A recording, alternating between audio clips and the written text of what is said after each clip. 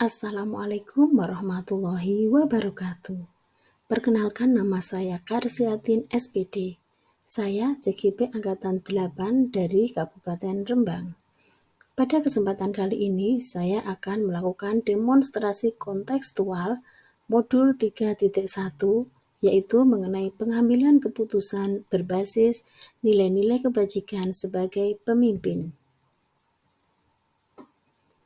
Ucapan terima kasih saya aturkan kepada Bapak Oktobrio Nugroho selaku fasilitator dan kepada Ibu Sri Istiorini selaku pendamping praktik. Tujuan pembelajaran yang ingin dicapai pada demonstrasi kontekstual ini adalah CGP dapat melakukan analisis atas penerapan proses pengambilan keputusan berdasarkan pengetahuan yang telah dipelajari tentang paradigma, prinsip pengambilan, dan pengujian keputusan di sekolah masing-masing dan di sekolah lingkungan. Wawancara pertama saya lakukan dengan Bapak Kepala SD Negeri Lambangan Kulon, yaitu Bapak Dedi Urbianto Sarjana Seni, yaitu beliau adalah kepala sekolah di mana saya bekerja. Selamat menyaksikan. Selamat siang Pak Dedi. Minta waktunya untuk bisa mewawancarai Pak Dedi karena salah satu tugas saya dalam pendidikan guru penggerak adalah mewawancarai 2-3 pimpinan Pak. Dalam hal ini Pak Dedi selaku pimpinan saya di SD ini. Boleh nggih Pak? Yang pertama Pak, selama menjabat sebagai kepala sekolah, Pak Dedi pernah nggak mempunyai keputusan yang dilematis? Mestinya ada setiap itu apalagi dalam birokrasi dalam pendidikan ada. Yang baru-baru terjadi sekarang ini adalah pemilihan tempat ketika gedung sekolah semuanya dirubah. Jadi ada beberapa pendapat yang masing-masing baik, misalkan saja tempatnya di SD di madrasah dinia, lokasinya itu lengkap, kelasnya lengkap, tempat duduknya lengkap, tapi konsekuensinya itu terlalu jauh, agak jauh lah dengan sebelah sini. Yang kedua di gedung NU yang berdekatan dengan sini, itu bagusnya kita lebih mudah mengkoordinasi. Nah, dari dilema ini kita harus betul-betul mengambil keputusan yang tepat. Jangan sampai ketika keputusan diambil itu mempunyai dampak yang lebih besar atau negatif dampaknya yang lebih besar. Kalau bisa dampak yang negatif itu yang lebih kecil dan lebih banyak yang positifnya. Terus Pak, yang kedua dari kasus ini bagaimana panjenengan memilih di gedung NU daripada di gedung madrasah Pak? Ya, yang pertama ini permasalahan di gedung NU yang kami pilih. Artinya kami pilih itu dari masing-masing guru. Saya mintai pendapat dan pandangan apa risikonya kalau di madrasah, apa risikonya kalau di gedung NU, apa baiknya kalau di madrasah dan apa baiknya kalau di gedung NU. Nah, sampai dari bermacam-macam pendapat, baik itu dari teman guru, terus kemudian dari pengawas, kemudian saya juga minta pendapat dari Bapak Warwil, itu menyarankan atau pendapat sebagian besar adalah di gedung NU, dengan catatan kalau di gedung NU itu lebih mudah koordinasinya. Maksudnya jika teman-teman mau mengambil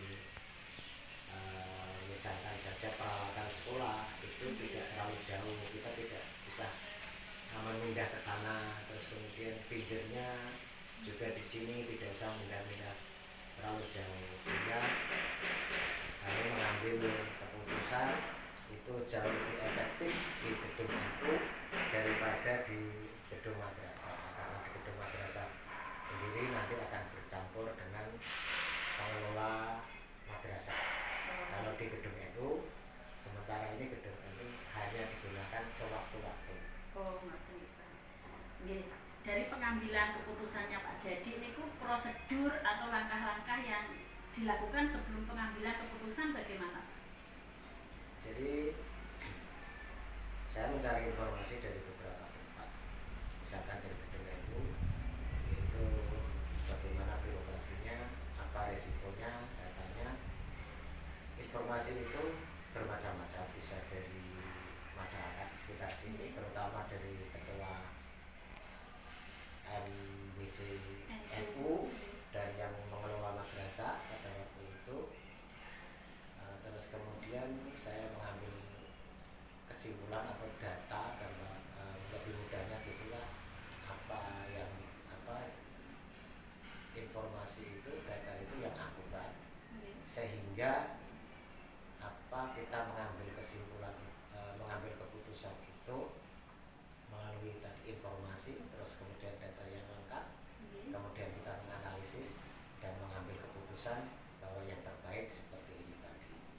Pengambilan tempat di NU itu termasuk risiko yang paling kecil dan dibandingkan yang lain-lain. Terus Pak, selama pengambilan keputusan ini ada hambatan-hambatannya apa boten Pak? Jelas itu ada hambatan-hambatan, terutama dari pelaksanaan. Jadi pelaksanaan terpaksa kita melakukan shift.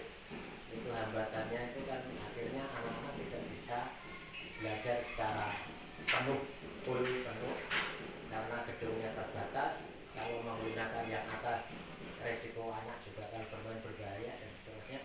Maka kita mengambil, teman-teman dan saya mengambil keputusan dengan shift. Resikonya adalah anak agak terlambat materi, tapi keamanan anak lebih terjaga. Jadi keputusan ini menurut Pak Dadi itu efektif Efektif dibandingkan efektif dan resikonya lebih kecil. Sangat efektif sangat dibanding ke tempat yang lain. Yang terakhir Pak, dari pengambilan keputusan Pak Dadi yang awalnya dilematis ini, pembelajaran apa yang bisa diambil?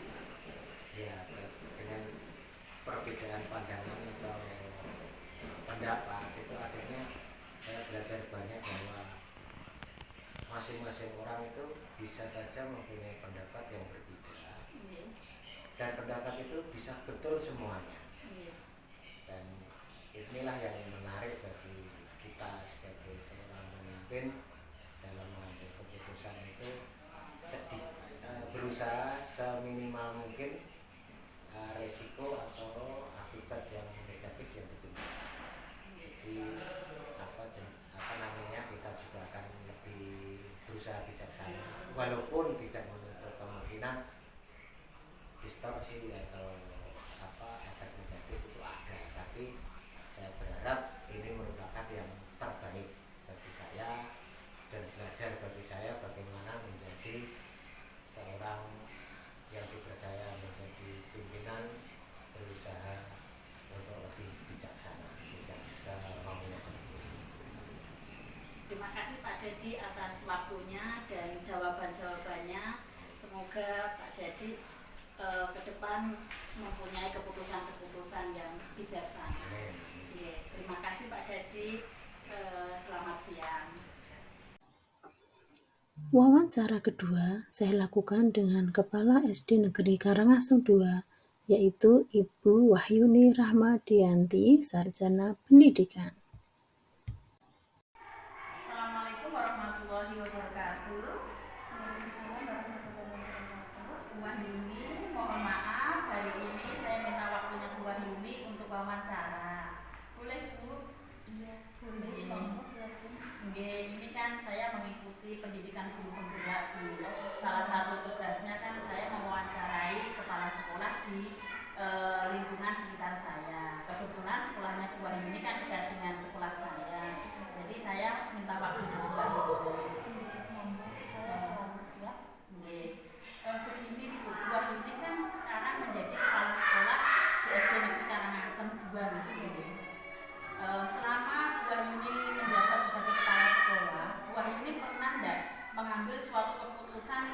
dilematis, artinya keputusan itu sulit untuk diambil. Saya menjabat menjadi kepala sekolah kan juga barusan ya sekitar 1 tahun lebih sedikit. Jadi kasus-kasus yang seperti itu ya baru 1-2 kali saja, belum banyak kasus yang saya alami. Boleh diceritakan Bu, contohnya kasus yang menurut Bu Wahyuni itu paling dilematis. Dilematis sendiri maksudnya apa ya? Bisa diterangkan sebentar? Dilematis itu artinya gini Bu Wahyuni, pengambilan keputusan itu sulit diambil karena keputusan A itu benar, keputusan B juga benar. Jadi ketika mengambil itu Bu Wahyuni itu berpikir mana yang harus saya ambil, padahal ketika saya ambil A juga benar, saya ambil B juga benar gitu. Oh, berarti kasus dilematis itu ada 2 keputusan. Yang satu ya dianggap benar, yang satunya juga dianggap benar. Jadi saya dilema sebenarnya. Akhir-akhir baru kemarin ya sebelum ada pengangkatan itu ada seorang guru namanya itu Pak Ferry. Dia laki-laki dan masih muda.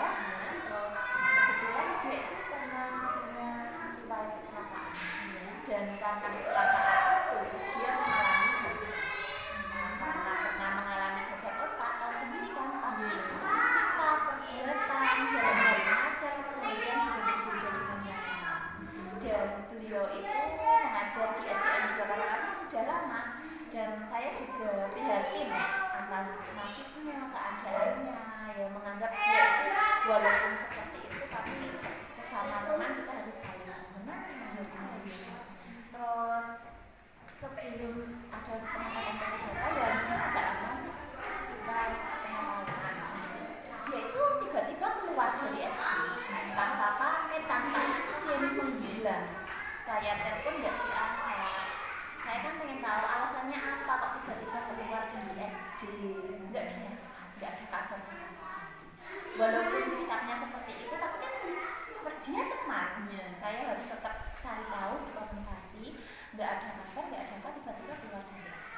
Otomatis kan kelas di SD kami masih kurang 1 tahun. Terus setelah beberapa lama ada kabarnya, katanya dia pindah di SD lain di Kembang sana, di SD mana ya kok lupa saya. Terus ya di sana mengajar, tapi nggak tahu kalau itu ternyata nggak mengajar kelas, cuma mengajar. Terus ya udah saya lepaskan karena memang itu pilihannya dia. Terus setelah beberapa lama dia kembali lagi ke rumah saya.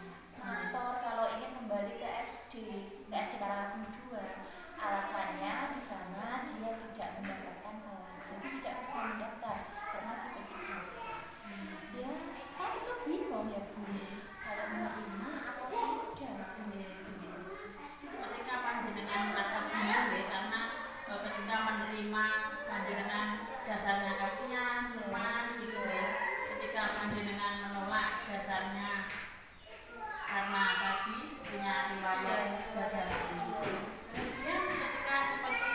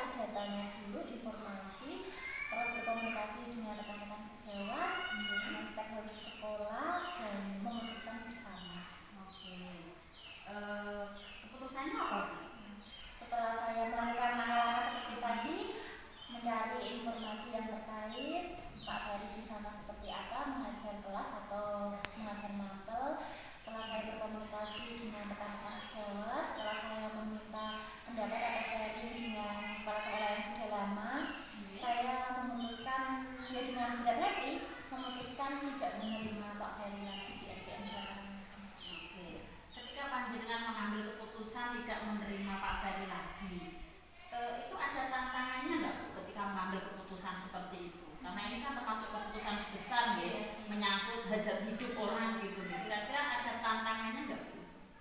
Karena ini menyangkut nasib nasib seseorang dan dia juga laki-laki. Saya sendiri paham seorang laki-laki itu menghidupi keluarga. Walaupun sekarang dia belum menikah, tapi akhirnya kan itu untuk masa depannya. Dia juga sudah mengabdi lama, proses ke sana kemari, dia pindah ke sana karena emang mengejar nasibnya. Tapi dia meminta bantuan saya ingin memperbaiki nasib. Tentunya saya juga kasihan ingin membantu, dan tantangan yang paling besar ada di dalam diri saya sendiri, rasa kasihan itu. Terus saya membayangkan saya juga punya anak laki-laki, nanti anak laki-laki saya kalau mengalami hal seperti itu nanti seperti apa.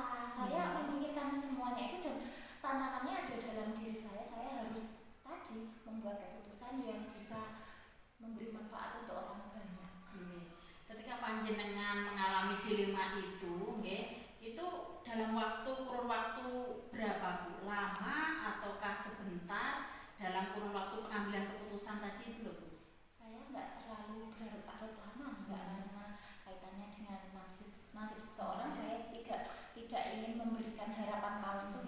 Jadi sekitar 1 minggu keputusan itu saya berikan kepada Pak Ferry. Oke. Dengan keputusan itu tadi ada tantangannya. Menurut Bu Wahyuni, ada faktor nggak yang mempermudah panjenengan ketika mengambil keputusan itu? Faktor-faktor yang mempermudah saya tentunya tadi berkomunikasi dengan sesama.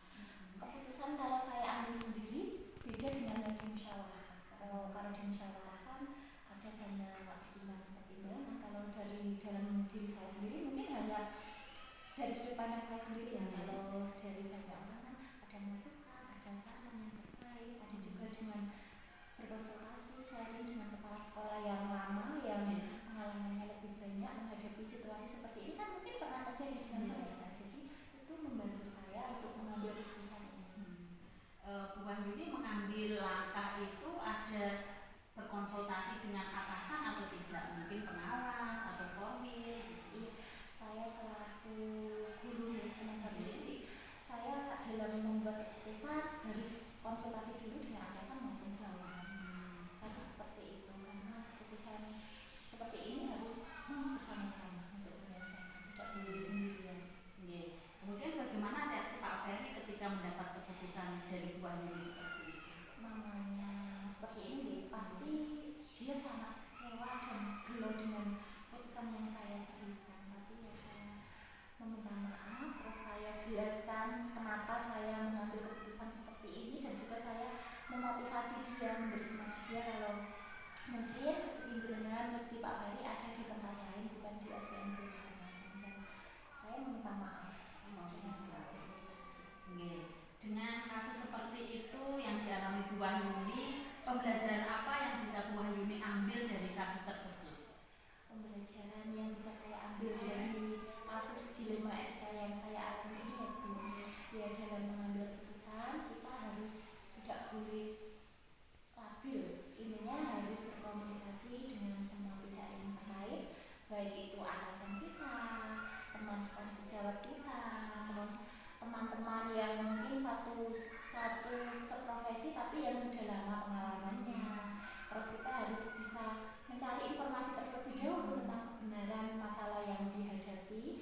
Terus kalau bisa solusi yang diberikan itu jangan hanya mementingkan satu personal. Kalau bisa keputusan yang diambil itu memberi manfaat untuk orang banyak. Dan di sini keputusan yang saya ambil kaitannya dengan murid. Kalau saya menerima Pak Ferry kan hanya menguntungkan Pak Ferry, karena Pak Ferry nanti masa depannya insya Allah baik. Terus kalau saya mengutamakan murid, karena kaitannya Pak Ferry kalau mengajar kan mungkin agak gimana gitu ya, karena ada riwayat jaga otak. Jadi ya saya mikir itu murid lebih baik dalam proses pembelajaran, bagaimana prestasinya, karakternya, jadi lebih bermanfaat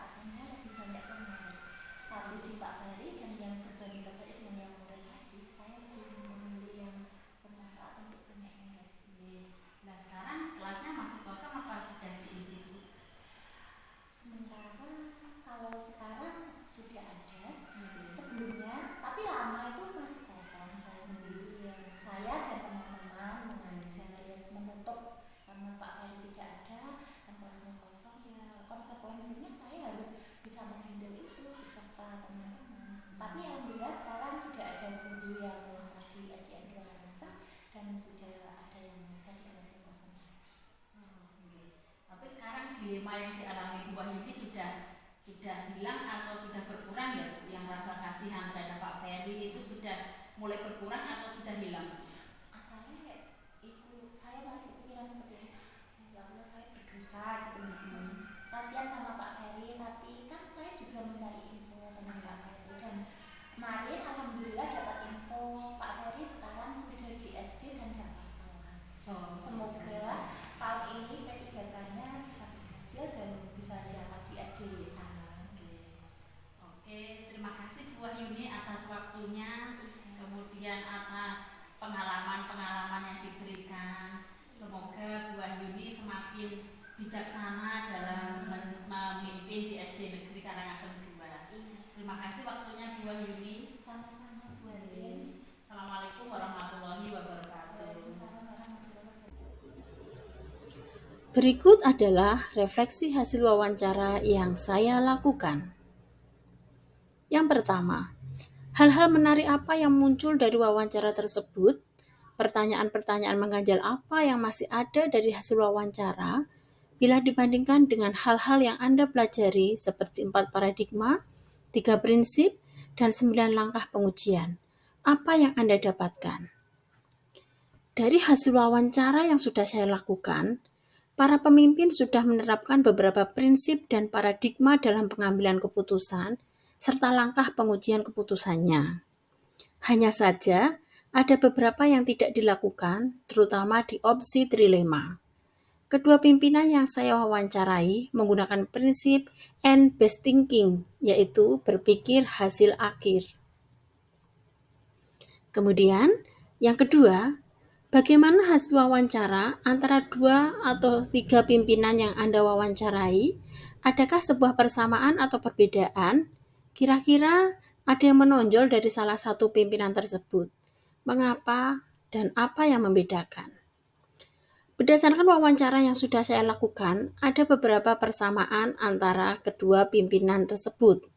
Yang pertama yaitu cara pengumpulan data berdasarkan dari fakta dan pengambilan keputusan berdasarkan beberapa solusi. Kemudian yang kedua, pengambilan keputusan dari kedua pimpinan sudah melalui diskusi maupun melalui tahapan-tahapan yang prosedural. Kemudian, yang ketiga, apa rencana ke depan para pimpinan dalam menjalani pengambilan keputusan yang mengandung unsur dilema etika? Bagaimana mereka bisa mengukur efektivitas pengambilan keputusan mereka? Rencana ke depan yang saya tangkap dari wawancara yang sudah saya lakukan yaitu, para pimpinan jika mengalami dilema etika, maka akan melakukan tahapan dalam pengambilan keputusan berdasarkan 4 paradigma, 3 prinsip, dan 9 langkah. Dan untuk mengukur keefektifan keputusan, maka bisa dilakukan uji benar salah maupun refleksi dari keputusan yang telah diambil. Kemudian, pertanyaan berikutnya adalah, bagaimana Anda sendiri akan menerapkan pengambilan keputusan dilema etika pada lingkungan Anda, pada murid-murid Anda, dan pada kolega guru-guru Anda yang lain? Kapan Anda akan menerapkannya? Jika saya mengalami masalah yang di dalamnya terdapat dilema etika, maka saya akan melakukan tahapan sesuai dengan yang sudah saya pelajari di modul 3.1 mengenai prinsip, mengenai uji keputusan. Saya juga akan menguji keputusan saya dengan melakukan 9 langkah pengujian keputusan. Saya akan melakukan ini di setiap saya mengalami dilema etika, baik dengan rekan guru, murid, maupun atasan, serta dengan lingkungan. Terima kasih dan salam bahagia.